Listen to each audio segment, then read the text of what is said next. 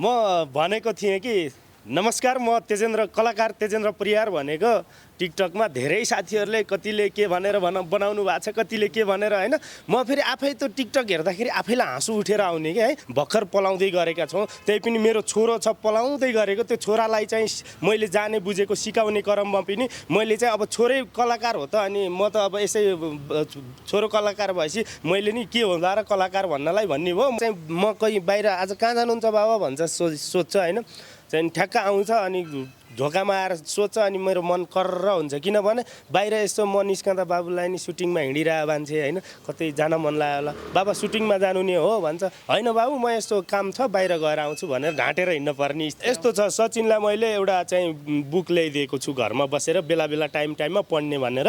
अहिले चाहिँ रेस्ट चलिरहेछ, रेस्टमा बसिरहेछ सचिन। अबको सचिनले अब त्यो पहिला जो जति क्लासमा थियो त्यहीबाट स्टार्ट सुरुबाट गराउने। अब उसले चाहिँ कभर गर्न सकेन, यो फाइनल इक्जाम आयो। चाहिँ हामी यति बेला तारकेश्वर नगरपालिका नजिकै छौँ र मसँग कुराकानीका लागि तेजेन्द्र परियार हुनुहुन्छ।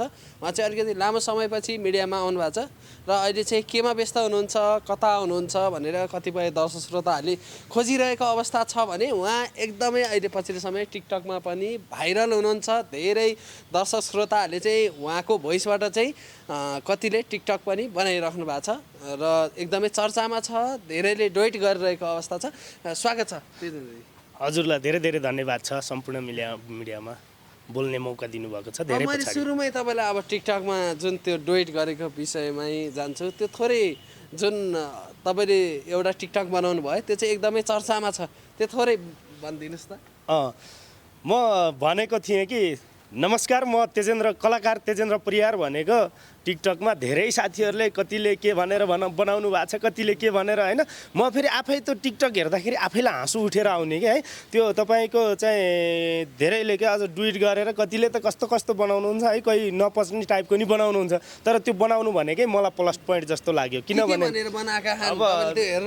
मैले अब कतिपय ठाउँमा देखेको छु, त्यो पुरै छक्कै त हेरेको छैन होइन। धेरैले बनाउनु भएको छ बनाउनलाई।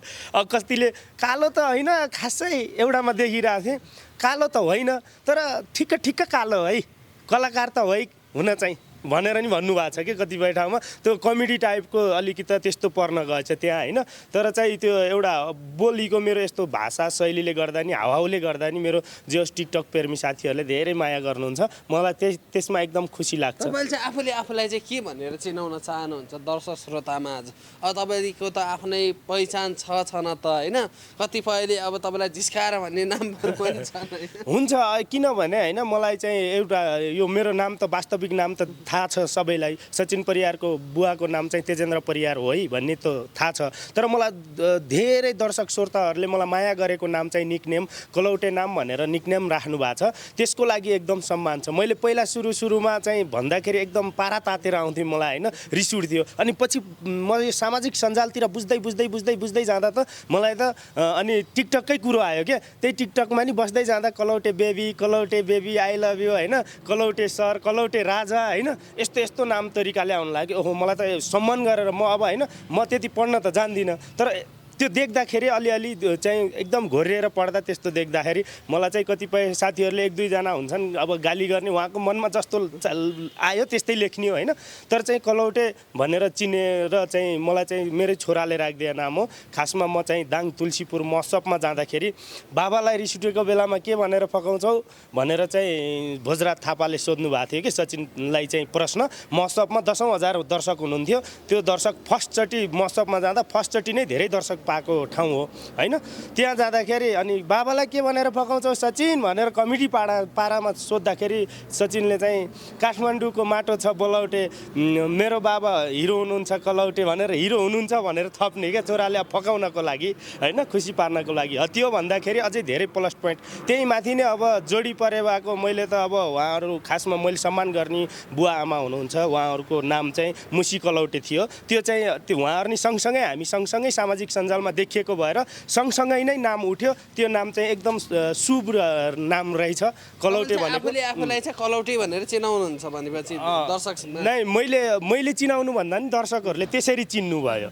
त्यसरी चिन्दै हुनुहुन्छ, मैले त चिनाउने होइन, दर्शकले त्यसरी चिन्नु भएको छ। खास वास्तविक नाम चाहिँ तेजेन्द्र परियार तपाईँ जुन हो। अब टिकटकमा भाइरल हुनुहुन्थ्यो नि यही ड्रेस लगाएर होइन, जुन तपाईँले नमस्कार भनेर त्यो जुन अहिले सम्पूर्ण देश विदेशमा रहनुहुने दर्शक महानुभावहरूले चाहिँ डोएट गर्नुभएको छ टिकटकको मा तपाईँको भिडियोबाट चाहिँ होइन, यही ड्रेस लाएर गर्नु। यही ड्रेस लाएर मैले छारी युट्युब च्यानल भनेर चाहिँ त्यो लोक दोहोरी गाउने, लाइभ दोहोरी गाउने युट्युब च्यानल, छारी युट्युब च्यानलको हाम्रो चाहिँ ज्ञानेन्द्र साई हुनुहुन्छ, उहाँ पश्चिमको हुनुहुन्छ।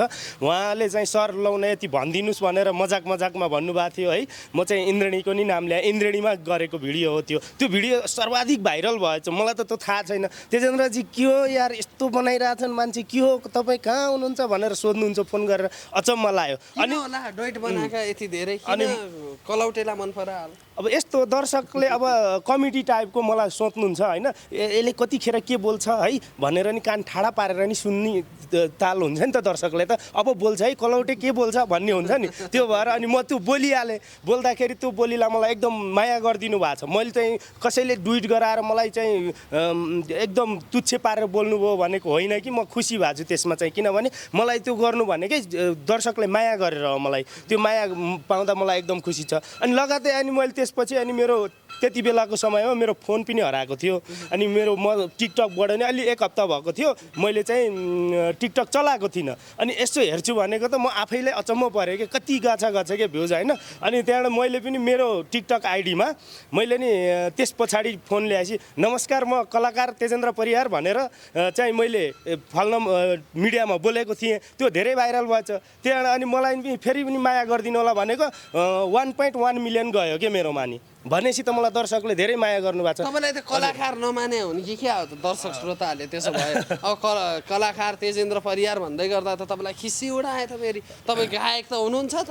नै हो, गाइन्छ हल्का फुल्का, अब जति जाने त्यति गाउने हो। सकिँदैन त्यस्तो, हामी सरष्ट ठुल्ठुला कलाकार जस्तो त हामी त कहाँ हो र। हामी अब भर्खर पलाउँदै गरेका छौँ। त्यही पनि मेरो छोरो छ पलाउँदै गरेको। त्यो छोरालाई चाहिँ मैले जाने बुझेको सिकाउने क्रममा पनि मैले चाहिँ अब छोरै कलाकार हो त, अनि म त अब यसै छोरो कलाकार भएपछि मैले नि के होला र कलाकार भन्नलाई भन्ने भयो। म नि नमस्कार म तेजेन्द्र परियार कलाकार यस्तो भनेर भन्दैमा मेरो के हुन्छ र भनेर बोलिहालेँ होइन। अब त्यो हुन नि हो। मैले लाइभ दोहोरीहरू धेरै गाइसकेको छु, धेरै एपिसोडहरू मैले दोहोरी गाइसकेको छु, लाइभ दोहोरीहरू। अनि फेरि मेरो त मैले रेकर्डिङ भनेर स्टुडियोमा गएर सिर्फ चाहिँ एउटा तिजको गीत मात्रै गरे आउँ, त्यहाँदेखि गरेको छैन। हुन्थ्यो भन्ने जस्तो चाहिँ लाग्छ लाग्दैन? मलाई एकदम खुसी। मेरो छोरै कलाकार हो, बालगायक सचिन परियार भनेर जति सर्वाधिक चिनिएको थियो त्यही छोराले गर्दा मलाई चाहिँ सबै सम्पूर्णले छोराले गर्दा माया गर्नुहुन्छ। त्यही भएर अनि मलाई खुसी लाग्छ। कलाकार भन्दै हुन्थ्यो नि भन्ने त मनमा लाग्छ। म कलाकार बन्ने सोकिङ पहिल्यैदेखिको। त्यसो गर्दा अनि के छ अहिले तपाईँ अब जस्तो कि आज के सुटिङमा आउनुभयो होइन? म आज चाहिँ एउटा चाहिँ सिरियलको सुटिङ थियो। यो चाहिँ अब हजुरहरू पनि झ्याप्पा आउनु भएछ। भ्याइ नभई छ तपाईँलाई? छैन, त्यस्तो भ्याइ नभई त छैन। अब चाहिँ फोनहरू आइरहेछ, अब जाने हो। अब लगभग 3टा सिरियलहरू गरिरहेको छु। अब चाहिँ फेरि अब बिजी नै भनौँ न, हल्का बिजी, त्यति धेरै बिजी होइन। 3टा सिरियल गर्दै हुनुहुन्छ अहिले तपाईँ भनेपछि तपाईँलाई अहिले के छ, काठमाडौँ बस्न खान पुगिरह?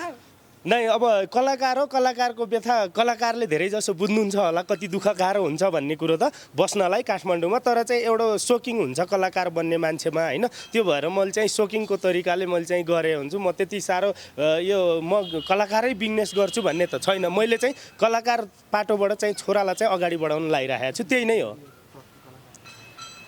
तपाईँको जुन अब टिकटकमा बनाएको भिडियोहरू त ठुला चर्चित व्यक्तित्वहरूले नि बनाउनु भएको छ। तपाईँलाई कतिपय अब एउटा मैले टिकटकमा हेरे अनुसार त तपाईँलाई फिल्ममा खेलाउँछु भन्ने पनि अफर गरेको थिएँ।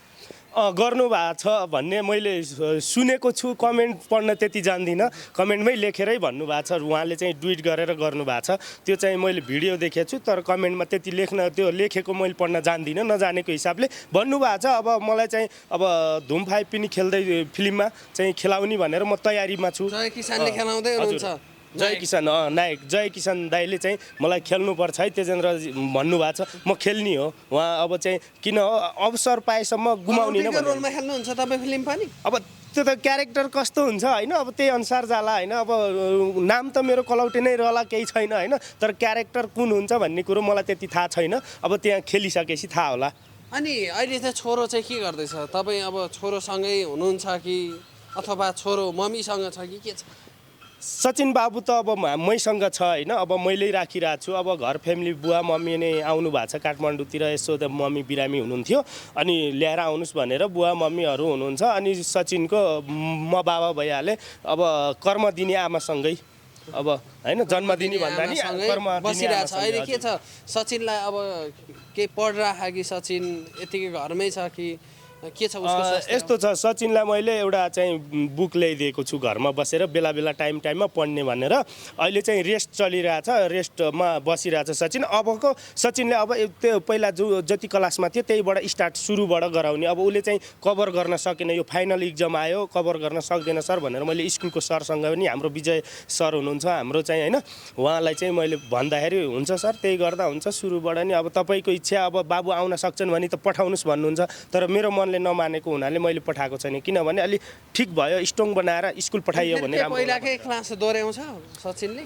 त्यही नै दोहोऱ्याउने। अब किनभने उसले कन्ट्रोल गर्न, अब त्यो कभर गर्न नसकेपछि त पढाइको दिमागमा असर पर्ला के होला होइन। त्योभन्दा त सुरुबाट जो थियो त्यहीमा गराइदियो भने राम्रो होला भनेर। उमेरको हिसाबले नि फेरि अलि पढाइ बिग्रेला कि भन्ने होला नि फेरि तेजेन्द्रजी। कभर गर्दै गयो भने, ट्यालेन्ट बढी देखायो भने त त्यो कलस सार्न मिल्छ नि त, कलस फड्काउन मिल्छ, उचाल्न मिल्छ नि त, माथि सार्न मिल्छ भन्ने कुरा छ। त्यो एकदम भनेपछि सरसँग नै पूर्ण रूपमा कुरा भएर चाहिँ तपाईँले त्यो निर्णय गर्नुभयो र सरले के पहिलाकै स्कुलमा पढाउने भन्ने कुरा गर्नुभएको छ? विजय सरले एकदम फ्रीमा मेरो तिनटै छोरछोरीलाई पढाउने। अब कापी किताब त मैले किनिदिनुपर्छ, किनभने सबै गर्दै भन्न त मैले स्कुलका सरहरूलाई सक्दिनँ होइन। म पनि अलिकति नसक्दो केही पनि छैन, गरिदिनै पर्छ।